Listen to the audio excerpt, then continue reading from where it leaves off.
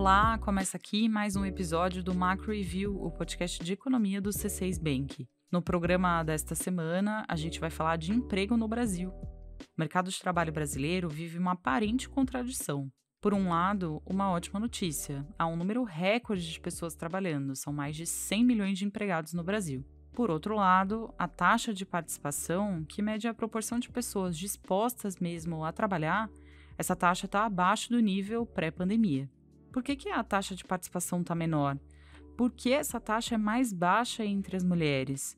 E quais as implicações disso para o crescimento futuro do país?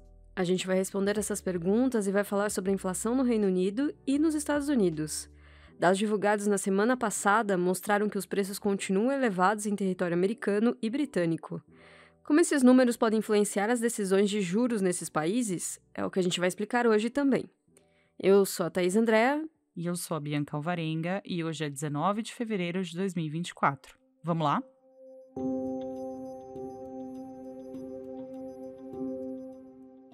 Os dados da Pesquisa Nacional por Amostra de Domicílios, a PNAD trimestral, divulgados recentemente, mostraram que a taxa de participação no Brasil é de 62%.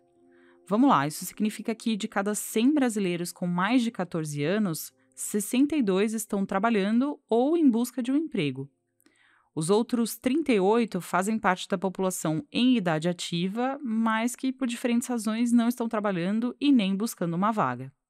Assim como aconteceu em outros países, a pandemia influenciou diretamente a proporção de pessoas dispostas a trabalhar no Brasil. A taxa de participação caiu de 63% em dezembro de 2019 para 56% em julho de 2020. Na época, a adoção de medidas sanitárias para conter os casos de Covid-19, o fechamento parcial do comércio e indústria e a distribuição de auxílio financeiro às famílias podem ter reduzido a disponibilidade para o trabalho. Mas mesmo com boa parte desses efeitos já superados, a taxa de participação não voltou ao mesmo patamar de antes. No Brasil, o número de pessoas dispostas a trabalhar ainda é 1,6 milhão menor do que em 2019. Por quê? É difícil estabelecer razões claras, já que fatores culturais, econômicos e individuais acabam influenciando a decisão de uma pessoa buscar ou não emprego. É possível que a preservação e ampliação dos programas de transferência de renda, por exemplo, seja uma das razões para a menor taxa de participação. Agora, se parte dos brasileiros fora da força de trabalho estiver melhorando a sua formação, isso vai ser positivo para o país. São pessoas que podem ser mais produtivas no futuro ao retornarem ou entrarem no mercado de trabalho. Mas a gente não sabe se esse é o caso do Brasil. Vale observar que a dinâmica recente de emprego no país mostra um ambiente de mercado de trabalho aquecido. Há, atualmente, mais de 100 milhões de brasileiros ocupados e a taxa de desemprego é de 7,8%, a mais baixa desde 2015, considerando a série com ajuste sazonal. Como, então, é possível haver, ao mesmo tempo, emprego recorde e menos pessoas querendo trabalhar? Embora apareçam fenômenos opostos, a queda da taxa de participação e o desemprego baixo têm uma relação entre si. Isso quando o mercado de trabalho está aquecido, como está acontecendo agora no Brasil. Uma vez que há menos pessoas dispostas a trabalhar, a tendência é que os brasileiros que estão em busca de uma vaga consigam uma ocupação mais facilmente. Tanto é que o desemprego poderia estar até 1,4 ponto percentual mais elevado no Brasil, caso a taxa de participação tivesse recuperado o nível registrado em 2019. Então, a gente está falando que, ao invés de estar em 7,8%, o desemprego poderia estar acima dos 9%. Se há menos pessoas dispostas a trabalhar, a contribuição da força de trabalho para o crescimento potencial do país é menor.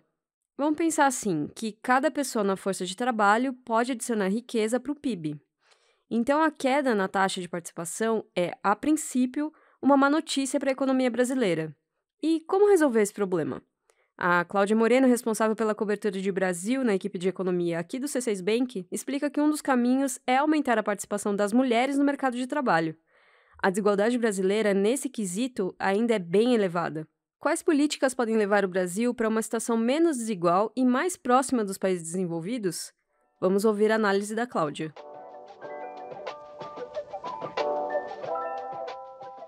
Thaís, esse é um dilema enfrentado não só pelo Brasil, mas por diversos outros governos. Na verdade, poucos países conseguiram recuperar a taxa de participação registrada antes da pandemia.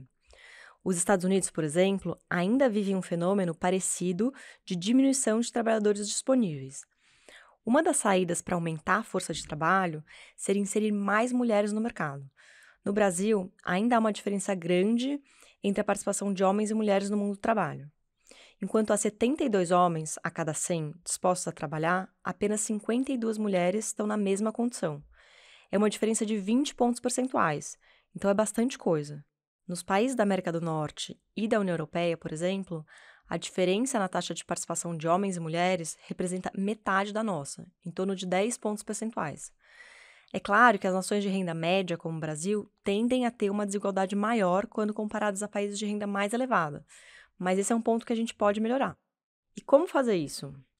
Melhorando a educação básica, investindo na formação dos trabalhadores e buscando políticas públicas que suportem as mulheres, de forma que elas não precisem deixar o mercado de trabalho para cuidar dos filhos. Esses seriam bons pontos de partida. A gente pode olhar as experiências mundo afora. Os países nórdicos, como a Noruega, têm uma taxa de participação de homens e mulheres mais parecida. Lá, o estabelecimento de uma licença parental única para que mães e pais possam cuidar dos filhos recém-nascidos é uma medida que o país adotou para buscar reduzir a desigualdade. O Brasil tem muito a ganhar com o aumento da participação feminina. Além de ajudar no crescimento da economia, a maior inserção de mulheres na força do trabalho e a própria recomposição da taxa de participação poderiam ser aliados no controle da inflação. Pensa que com mais oferta de mão de obra, a pressão sobre o salário seria menor e, consequentemente, os preços de serviços poderiam estar mais controlados. A gente sabe que a inflação continua resistente em boa parte do mundo. Então, medidas assim seriam muito bem-vindas para contribuir para a estabilidade dos preços no longo prazo.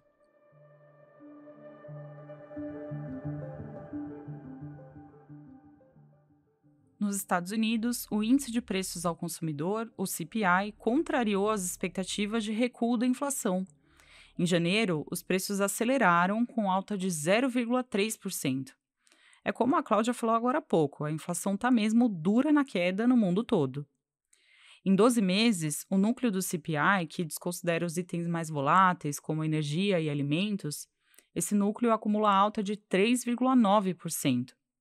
O retrato é de uma inflação ainda robusta, com grande resistência nos preços de serviços. Na nossa visão, os índices de inflação ainda não promovem tranquilidade para o início de cortes de juros americanos. Embora a média do núcleo do PCI, que é outro indicador de preços bastante olhado lá nos Estados Unidos, embora essa média nos últimos 6 meses já esteja condizente com o atingimento da meta de 2% de inflação, o núcleo do CPI e várias medidas de inflação subjacente não mostram esse mesmo comportamento. Essas métricas de inflação subjacente são relevantes porque elas acompanham a tendência de preços sem a influência de fatores voláteis ou pontuais.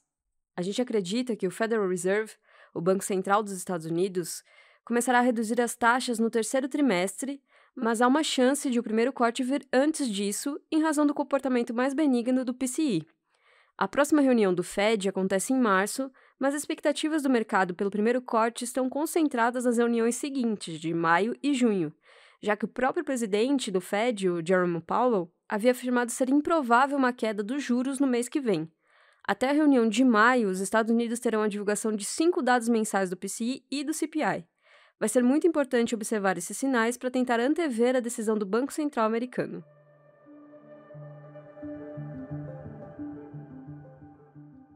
E no Reino Unido, a inflação também segue pesando no bolso das pessoas.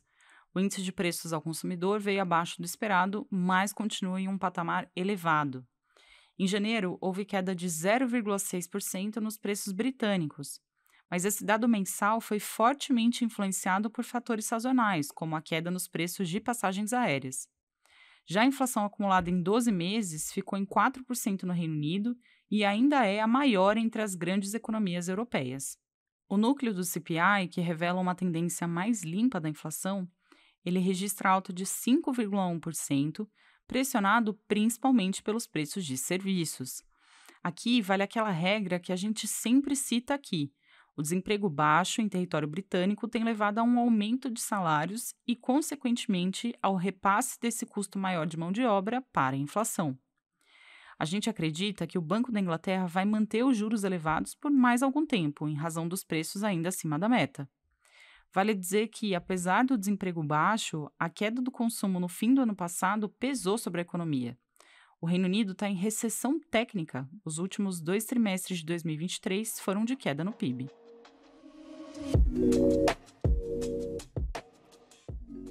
Hora da nossa agenda. Eu compartilho agora os dados econômicos que nossa equipe acompanha nos próximos dias.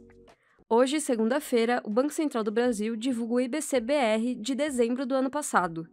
Esse é o indicador de atividade econômica que é considerado a prévia mensal do PIB brasileiro. Aliás, o IBC-BR deveria ter sido publicado na semana passada, mas teve a divulgação adiada para hoje. Na quarta-feira, o FED divulga a ata de reunião de decisão de política monetária de janeiro. Lembrando que foi depois dessa reunião que o presidente do FED disse ser improvável uma redução dos juros em março. Importante checar como essa cautela vai aparecer na avaliação dos membros do Banco Central americano. Na quinta-feira, 22 de fevereiro, a gente acompanha o resultado dos índices de gerentes de compra, o PMI, do mês de fevereiro dos Estados Unidos, da zona do euro e do Reino Unido. A gente acredita que a atividade econômica deve continuar sólida nos Estados Unidos e deve continuar a se recuperar bem gradualmente nos países europeus. Bom, é isso, chegamos ao fim do episódio. Muito obrigada a você que nos acompanhou até aqui. Eu convido você a compartilhar com a gente suas impressões sobre o episódio de hoje. Que tal usar nossa caixa de comentários do Spotify ou no YouTube, hein? Esse feedback é muito valioso pra gente. Obrigada a todos que comentaram no nosso último episódio, que foi sobre a França. Quem faz parte da equipe econômica do C6 Bank são o Felipe Salles, a Cláudia Moreno, a Cláudia Rodrigues, o Eliezer Jacob e o Felipe Mack. A produção e o roteiro são desse time todo junto comigo, Bianca Alvarenga. A edição de som é da Thaís Andrea. A divulgação das redes sociais fica com a Ana Vischer. Lembrando que você pode seguir o Macro Review na sua plataforma favorita de podcasts. Assim, quando a gente publicar um novo episódio, você vai ser notificado. É bom para quem quer ficar por dentro da economia e para quem quer conhecer uma visão original dos fatos econômicos. Uma boa semana para você e até a próxima!